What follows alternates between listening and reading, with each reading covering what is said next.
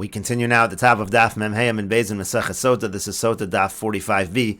On the previous summit, the Gemara asked if you have a situation of min b'mino, meaning you have one corpse on top of another corpse. So is the corpse on the bottom, is that one considered to be like tamun? Is that considered to be like buried? And the Gemara asks a similar question on the upper corpse. Is that one considered to be like it's floating, or is it considered to be on the ground? And the Gemara now brings a proof in terms of the issue of tamun. Abaye said to him, Tani Suah, we learn the answer in the following Tosefta with reference to the halach of shichacha. It says, this is what we quoted on the previous summit, Omer shehechzik bo laholicho le'ir. Let's say a person takes possession of the sheaf in order to take it to the city, v'hinicha agabe chaver, and then he puts the omer on top of another omer, on top of another sheaf, v'shacho, and he forgets it, hatachton shicha, v'elyon eno shichacha. So everybody's going to agree about the upper one. The upper one is certainly not shicha, but the bottom one, according to the Tanakama, that is considered shichacha.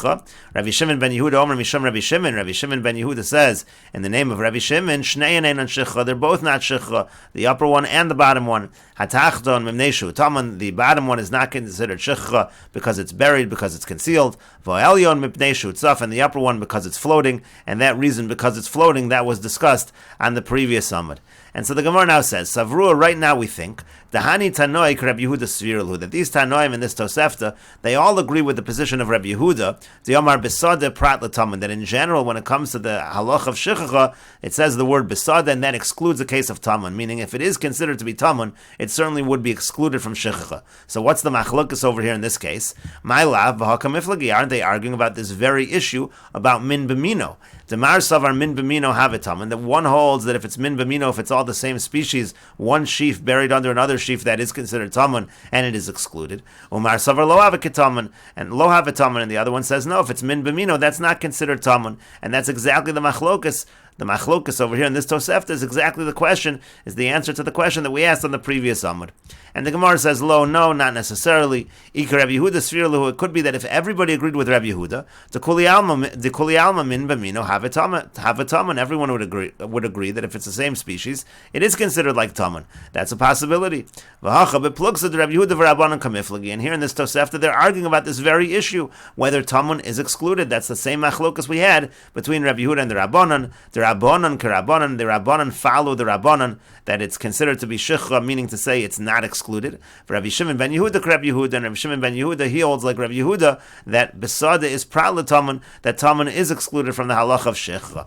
But the Gemara says, if so, Ma'ir yal gabe chaver, what do you have to come up with a case over here where one sheaf is on top of another sheaf? Afilo ba'afar of its nami, even in a situation if it's covered by dirt, or if it's covered by pebbles, it would be the same machlokas, because it's really just a general machlokas, whether taman is excluded by shechacha. And the Gemara says, enochinami, actually you're correct, indeed that is the case. This would have been the exact same machlokas no matter how it was taman. The only reason the Tosefta gives you a case where it's buried by another sheaf, that's to tell you the strength of Rabbi Yehuda's position. Diyamar afilu min b'mino have it taman. Rabbi Yehuda goes so far as to say that even if it's min b'mino, it's still considered taman. And the Gemara continues, Tanu Rabbanan, the rabbis taught, chalol, the pasuk says chalol, a corpse, that indicates that the corpse was slain by the sword, velo chanak, not if he was strangled, chalol velo mefarfer, chalol also indicates that he's dead, it's not a situation where the body is still twitching. Bo'adam, it says on the ground, velo taman bagal, not buried in a heap of stones, nofel, it says it's fallen, velo taloi be'ilan, not hanging from a tree, and beside it says in a field, velo tzaf al panei hamayim, not floating on the water. And the Gemara continues, Rebbe Lazar Omer, the Brisa continues, Rebbe Lazar says, Bekulan, in all of these cases, im haya chalal, as long as the corpse is considered a chalal, it's slain, so orphan. There would be the halacha of egla arufa, meaning to say it doesn't matter where the body is found. It doesn't matter if it's found hanging in a tree or floating in the water, etc. All of those cases Rebbe Lazar includes in the halacha of egla arufa. And the Gemara continues, Tanya, we learned in a Brisa, Amar Rabbi Yossi bar Yehuda, Rabbi Yossi bar Yehuda says, Amru Lola Rebbe Lazar. They said to Rebbe Lazar, the Rebbe Lazar above, who says it doesn't matter where the body is found. So they said to Rebbe Lazar, don't you admit that, let's say the body was strangled and found, and the body was found in the heap, in the garbage heap, she'ein orphan, that there's no egla aruf in that case, because it's not considered to be chalal, it's not considered to be slain. Alma chalal v'lo chanak. We see from here that when the pasuk says chalal, it means only chalal and not chanak, not strangled. So hachanami. So here also ba'adama, you should take every word of the pasuk literally. Ba'adama, on the ground, v'lo taman taman bagal and not hidden in a heap of stones. Nofel v'lo tali be'ilan, it should be fallen, not hanging from a tree. Besada v'lo tzaf al gabi mayim, in the field and not floating on water. In other words, they're asking Rebbe Elazar, if you use the word cholol and you say it has to be cholol, the pasuk is dafka, so every other word of the pasuk also should have to be dafka. You should make the same drasha straight through the pasuk. And the Gemara answers to that. For Rebbe Elazar will respond, cholol yisei ruksiv. There's actually an extra time that it says the word cholol. It's not that we're just taking the word cholol and saying it means dafka, but since it says cholol an extra time in the pasuk, that we're able to darshan. The other words we're not able to darshan. And Rashi explains, Chala lo mikri ela b'chlei barzel ke'ein charev. When it says chala, that has to be with a metal kind of a weapon, like a sword. That's the only case that is included. Bekulan v'afilam mefarfer tzaf v'taman v'tali. In all of these cases, again, this is what Rebbe Elazar responds, even if the body is still moving around, or even if it's floating, or even if it's hidden, or even if it's hanging, Rebbe Elazar says in all of these cases, we would say there's egla arufa, umutal ba'ashba. So then they argued with him and they said, well, if you had a situation where it was chanak, where it was strangled, and it was ba'ashba, it was in the garbage heap, to lo have it saf v'lo taman v'lo tali. The point of the ashba is, it's not floating, it's not hidden, it's not hanging, v'afilu achi ein orphan d'chalal kabay, but still there's no egla arufa, because it's considered like it has to be a chalal, and this is not chalal. Alma krakid chsib boys. The point is that don't you need the pasuk to be read exactly as it seems to be indicating, and no other cases. And to that the Gemara says cholol yisei ruksiv. There's an extra word cholol, hakrovim el hacholol. The extra phrase is by hakrovim el hacholol. It uses the word cholol again. V'yod chalolim tuva l'midrash cholol dafka v'lo chanak. There's other chalolim as well. In other words, the point is it's from the extra word. It's not just that we're taking every word and saying it has to be like that and in no other fashion. And the Gemara continues at the two dots. The Mishnah said nimtza samach l'sfar. If you find the body near the border, or near a city that is majority idol worshippers, so in that case there is no egla arufa, and the Gemara explains the chsiv because it's written in the pasuk ki motzei, it's found prat lemotzei. That excludes the case where it's commonly found in these situations where the body is near enemy territory. So there we would assume this happens commonly, and there's no egla arufa. Or let's say you have a situation of a city where there is no court, you're not going to do egla arufa in that situation, or you're not going to measure from that city, as we'll see in a moment, because you need the elders of the city, and in this case there is no bezin, there is no elders of the city. Ein moded in elul v'chulu. Then it said we don't measure, or we only measure to a city where there's a bezdin. And the Gemara says, Pshit, isn't that obvious? Kavan detana le'ir she'ein ba bezdin. Since we already learned that we don't have egla arufa to a city where there's no bezdin. Anoya dana de'ein moded in elul she'yesh ba bezdin. Don't we know that you have to measure to a city where there is a bezdin? And to that the Gemara says, no. Hakamash malan. What it's teaching you is as follows. Kidatani, as we learned in a brayso, minayin shem nimsa samach le'ir she'ein ba bezdin. How do we know that if the body is found near a city with no bezin, shemanichanosa, that we set aside that city, umoded in leir sheyesh ba bezin, and we measure to a city where there is a bezin? Talmud lomar v'lachu ziknei oir ahi mikol makom. It says v'lachu ziknei oir ahi. That tells us in any situation, even in a case where it's closest to a city where there's no bezin, you still do the measuring to a city where there is a bezdin. And Rashi over here says, Prat lemotzoi, meaning tadir. If it's an area where you're commonly going to find the corpse, could go in Svaro, Ir Sharuba, of the Kochavim, like you're at the border, or a city where it's majority idol worshippers. And then the Gemara said, Kamash Malan Kidatanya, there is a Chiddush over here, as it was taught in a Braisa. V'achi Kamar, what it means to say is as follows. Nimsa Samach L'ir She'ein Ba Bezdin, meaning if we find the body near a city with no court, Ein Moded in Lo, we don't measure to that city. El L'ir She'yesh Ba Bezdin Modin, but we do measure to a city, to the closest city with a Bezdin. Ezu what's the city with a bezin that's closest to here? V'lo hadar tanya, if we didn't have this brisa, if it didn't say this, or it didn't say this further halacha, hava amina ein moded in klal. So I might think you don't measure at all if it's near a city with no court. Talmud lomar v'lachu ziknei ha'ir mikol makom dehai ha'ir kra yaseru. The point is the word ha'ir is extra. Dematzi lemichta v'haiso yir akrov alachol v'lachu zikeineha eglas bakar. It could have just said zikeineha. The fact that it says ziknei ha'ir, that means mikol makom. That means again you're going to measure to a city even if it's not the closest city, but it's the closest city with a bezdin. And the Gemara continues with the Mishnah, Nimtza mechuvan bein shtei ayoros. Let's say we find that the corpse is exactly between two cities, the exact same distance. So shteyen mevios shtei eglos. So both of the cities, they bring two calves. Divrei Rabbi Eliezer. That's the opinion of Rabbi Eliezer, meaning each city brings an egla arufa. And the Mishnah continues, Ve'en Yerushalayim mevia egla rufa. Yerushalayim does not bring an egla rufa. Nimsa rosho b'malkam echad vegufa b'malkam acher. And the Mishnah continues, let's say the head of the corpse is found in one place and the body in another place. Ma'olichin harosh eitzel haguf. We bring the head to the body. Divrei Rabbi Eliezer, that's Rabbi Eliezer's opinion. Rabbi Akiva says, haguf eitzel harosh. We bring the body to the head.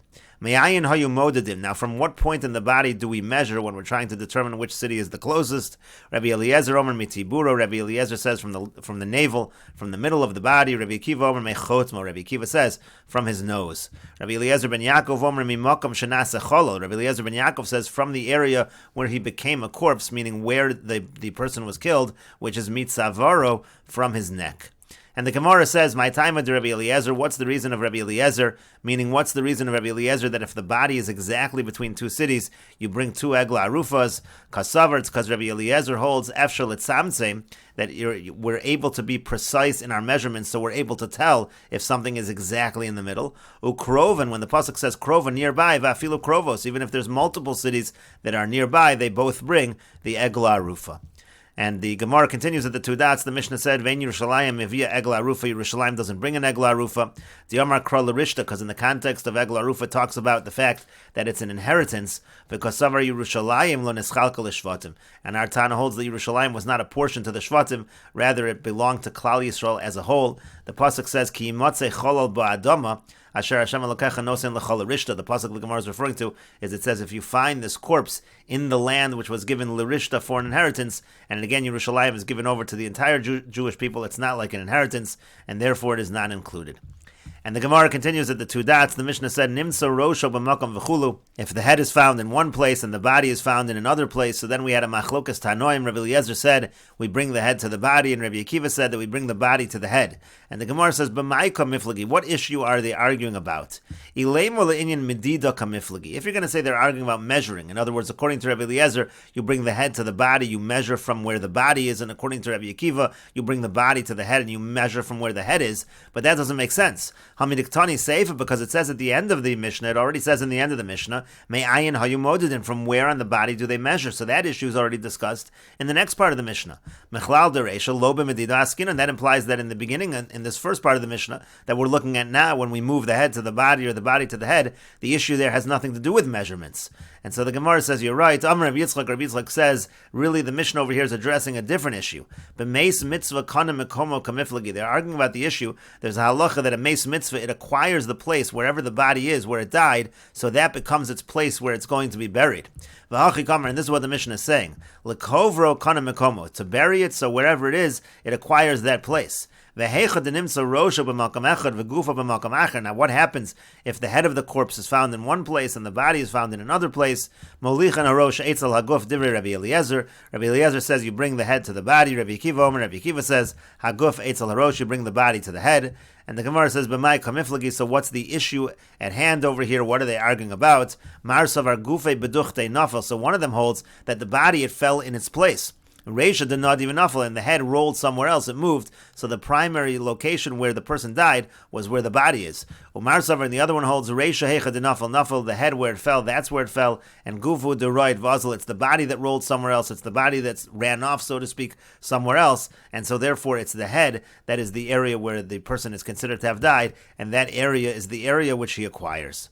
And the Gemara continues at the two dots. The Mishnah said, Me'ayin hayu modidin, from where do we measure in terms of measuring the corpse to determine which city the corpse is closest to?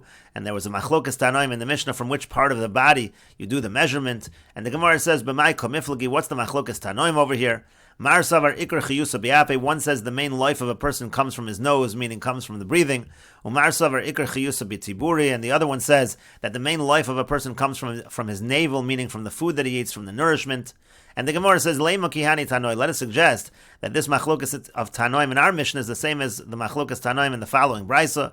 Mehechon havlad notes, or the brisa says, from where is a fetus created? Meirosho, from his head. V'cheinu omer, and likewise it says, Mimei imi ata gozi, you pulled me out from the womb. It uses this word gozi. V'yomer gozi nizrech v'ashlichi, and it talks about cutting off the hair. and that's talking about the hair of the head. So you see that the word gozi is referring to the head. And the Brisa continues, Abba Shol Omer, Abba Shol says, Mitiburo, the fetus is actually created from the navel, from the center, and it spreads out from the center outward. And so therefore you see a machlokas tanoim where the child is created from. And that might be the same machlokas tanoim in our Mishnah in terms of where the main life of a person is. And the Gemara says, Afilu Tema Abba Shol, you could even say that our Mishnah follows Abba Shol, even though the fetus is created from the navel, but the main life of a person might be from other parts of the body. Adkan lo kamar Abba Shol ela le'inyan yitzira. Abba Shol was only talking about creation. That when the child is created, the fetus is created, it's created from the center.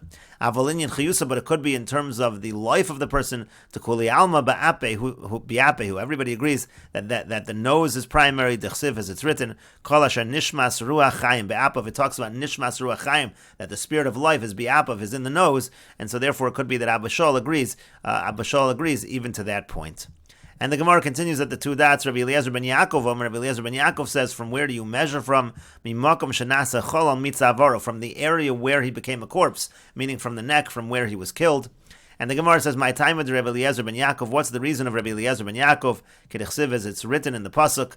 Pasuk says, this is a pasuk in Yechezkel, Lase sosach el savre chale rishoim. It talks about the corpse of the rishoim, and it says savare. It talks about the necks, and so we understand the association between the chalal, between the corpse and the neck. And so Rabbi Eliezer ben Yaakov says we measure from the neck. And the Gemara continues with the Mishnah, Niftaru ziknei Yerushalayim v'holchu lehen. The elders of Yerushalayim, they leave and they go on their way after they take the measurements. And then the Mishnah continues, Ziknei Osoir, the elders of that city which is closest to the corpse, Mevian Eglas Bakar, they bring a female calf, Asher lo mashcha ba'ol, which was not pulled with a yoke, Ve'ein hamum posel ban. If it has a blemish, that does not disqualify it. It's not treated like a regular carbon where it's not allowed to have any mum. It can't have a blemish. Even if it has a blemish, it's okay. Umoridan osal nachal eson, and we bring it down to a nachal eson. There's a machlokas rishonim what nachal means over here. According to Rashi, it means a valley. According to others, it means a stream. And what is Eson? Eson Kimashmo. Eson is exactly what it sounds like. Kasha. It means it's like a hard valley. It means it's a rocky area. And the Mishnah notes, Afal Fisha Eno Eson Kasher. Even if it is not Eson, it is still going to be kosher. That is not something that is Ma'akev. And the Mishnah continues, V'orfen osa bekofetz me'achoreha, and they break its neck, the back of its neck, with a cleaver. Umekoma asr milizroa umilavod, and the area over there where they do the egla rufa, where they decapitate the calf, it's prohibited to plant over there, it's prohibited to work the ground. Umutter lisrok sham pishtan ulanakar sham avanim, but it is mutter to comb flax over there, or to cut stones. And the Mishnah continues, Ziknei Osoir rochtzen es yedehin b'mayim, the elders of that city, they wash their hands in water, b'makom arefa shel agol, in the place where they decapitated the calf, v'yomrim, and they say, Yadeinu lo shafchas adam hazeh, we didn't spill this blood, ve'nenu lo ro, and we didn't see this.